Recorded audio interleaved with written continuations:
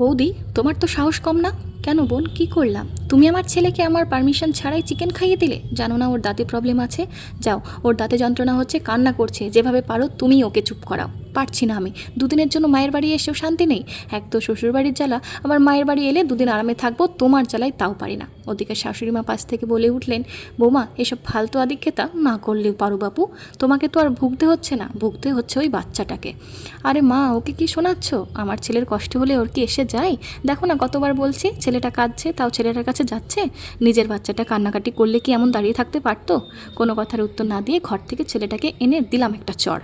শাশুড়ি মা ও ননদ আমার দিকে ছুটে আসায় হাত দিয়ে ধাক্কা দিয়ে, কিরে রাজ, এত বড় ছেলে হয়েছিস, তোর মা দিদা এত আমায় অপমান করছে, আর তুই ঘরে বসে বসে শুনছিস? তোকে তো বলেছিলাম আমি ওদের পারমিশন ছাড়া তোকে চিকেনটা বানিয়ে দেবো না, তবে তুই আমার কাছে এসে কেন এত জোর করলি? নিজের মা দিদাকে বলতে পারলি না? কিন্তু মামিয়া, তুমি তোমার সব আবদার শোনো তাই বলেছিলাম। হ্যাঁ, আবদার শুনে বলেছিলিস, কিন্তু তোর কারণে তোর মা আমায় এত বাজে কথা শোনাচ্ছে। তুই একবার বলতে পারছিস না তোর মাকে যে মামিয়ার কোনো দোষ নেই, আমি বারবার রিকোয়েস্ট করেছিলাম। যদি আমায় এসব অসম্মান থেকে বাঁচাতে না পারবি তবে আমার সাথে কোনো সম্পর্ক রাখবি না। আর এই যে ননদিনী, এবার থেকে কিছু খেতে মন চাইলে বা তিনবেলা যে তোমায় মন পছন্দের রান্না আমি করে খাওয়াচ্ছিলাম, সেই আবদারটা তোমার মায়ের কাছেই করো। কাল সকালে আমিও মায়ের বাড়ি যাব। আমিও তো 1 বছর হয়ে গেল যাই না, তোমার মায়ের কষ্ট হবে বলে। তবে কালকে আমি যাচ্ছি, ফাইনাল। তোমরা এবার চুলকে মরো।